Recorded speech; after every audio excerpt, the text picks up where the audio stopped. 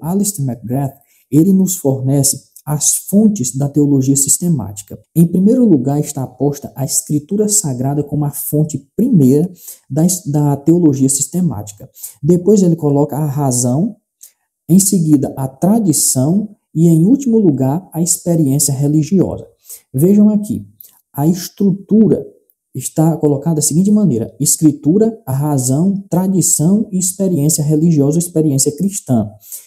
Mas a Escritura está colocada em primeiro lugar, significando que todas as outras fontes que vêm em seguida estão subordinadas a ela na visão protestante.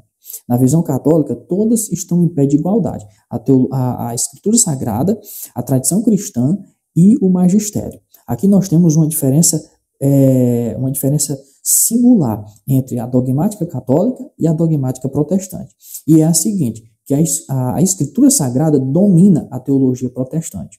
Já na dogmática católica, essa autoridade bíblica, digamos assim, é diluída porque se coloca como autoridade também, como ensino normativo da igreja, a tradição cristã e a experiência religiosa ou magistério, a interpretação dos mestres da igreja sobre a Escritura Sagrada. Agora, outro teólogo, o Herman Bavinck, ele coloca 3 fontes para a teologia sistemática. São elas a Escritura, a Sagrada Escritura, a confissão da igreja e a consciência cristã.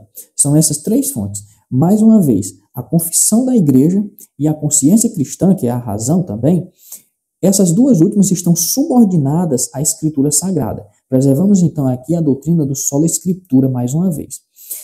Fechado esse ponto, iremos para o penúltimo ponto de nossa aula de hoje, a classificação da teologia sistemática. Esse é um ponto bem simples, só para a gente saber aonde está localizada a disciplina de teologia sistemática entre as muitas disciplinas do estudo cristão. Mais uma vez aqui, seguindo o pensamento do Alistair McGrath, ele diz o seguinte: em primeiro lugar estão os estudos bíblicos, em segundo, a teologia sistemática. Então, qual é a classificação feita por esse teólogo aqui? É que a teologia sistemática ocupa o segundo lugar entre as disciplinas bíblicas. Estudos bíblicos, em primeiro lugar, teologia sistemática em segundo, em terceiro vem a teologia histórica, em quarto a teologia pastoral, quinto a teologia filosófica e, em último lugar, a espiritualidade ou teologia mística. Essa é a ordem dele aqui. Então, para os propósitos do nosso estudo, essa estrutura, ela está boa. Iremos agora para o último ponto, a metodologia. Qual é o método escolhido pelos teólogos para desenvolverem o seu pensamento sistemático? Há 2 métodos aqui. Existem mais, mas eu vou colocar esses 2 aqui e vai servir para os propósitos do nosso estudo. O primeiro é o sistemático, o primeiro é o método sintético e o segundo, o método analítico. O método sintético começa da causa para o efeito. O método sintético começa estudando a pessoa de Deus, depois os meios estabelecidos por Deus para a reconciliação do homem com Deus e, em último lugar, a salvação, que é a reconciliação do homem com Deus. Esse, então, é o método sintético. Começa da causa, Deus, os meios de graça e a salvação, que é a volta para Deus. O método analítico vai em caminho contrário desse que nós acabamos de ver. Ou seja, ele vai do efeito para a causa. Começa com a salvação, em seguida vem para os meios pelos quais a salvação é dada ao ser humano, a salvação é transmitida ao ser humano, e em último lugar se chega em Deus. Em outras palavras, é o método indutivo. O sintético é o método dedutivo. Ficou clara essa parte? Eu creio que sim. O método sintético parte da causa para o efeito. O analítico, do efeito para a causa, indo na linha contrária, oposta ao sintético. Eu queria finalizar, então, esse nosso momento com algumas aplicações práticas aqui, para que a gente possa usar todo esse conteúdo que nós estamos aprendendo aqui. Isso não é só uma coisa teórica, também nós podemos desenvolver tudo isso na prática, e essa é a importância desse assunto. Primeira aplicação, então, é sobre o aprofundamento da nossa fé. Nós devemos aprofundar a nossa fé com base em uma teologia bem fundamentada. Nós iremos fazer uma comparação das 3 linhas cristãs que nós abordamos aqui. A comparação entre as tradições católica, luterana e reformada, ou protestante tradicional, mostra que cada abordagem parte de pressupostos diferentes sobre a revelação, a graça e a autoridade. O cristão, portanto, nesse sentido, é chamado a examinar a sua fé à luz das Escrituras e compreender o porquê de suas convicções doutrinárias. Nós temos que fazer esse exame, temos que fazer esse exercício,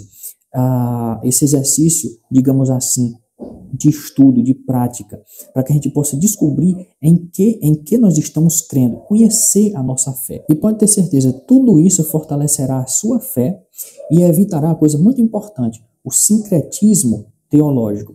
Não queremos crer em uma mistura de coisas, em uma mistura de linhas de tradições cristãs.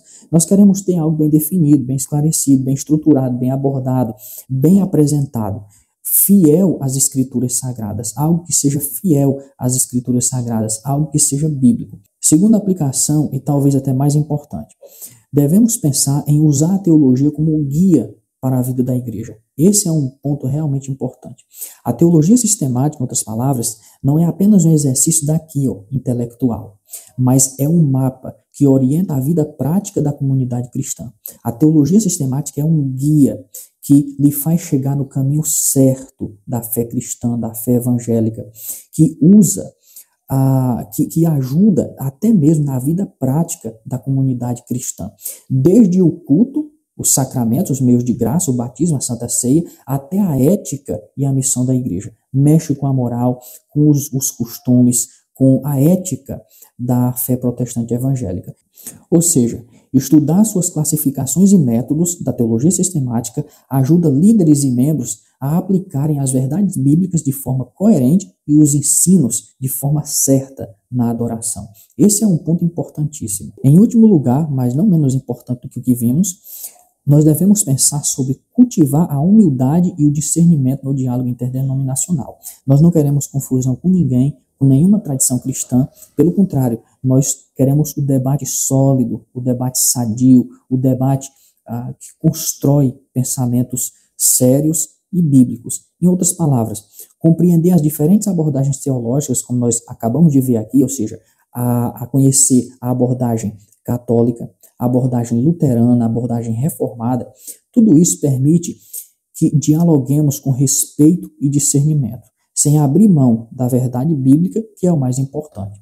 E isso, essa postura, desenvolve um pensamento maduro, ou seja, eu devo ser firme na minha confissão de fé, mas consciente do contexto histórico e teológico das outras tradições cristãs. É muito importante ter esse pensamento bem claro, bem distinto em nossa mente, para que a gente não possa causar confusão na cristandade. Eu queria então finalizar com a bibliografia que eu usei para essa aula.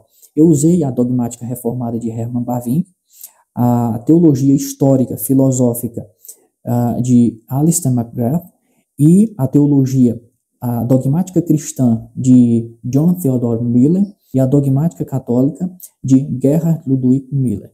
Então, nós nos veremos no próximo encontro, se Deus nos permitir.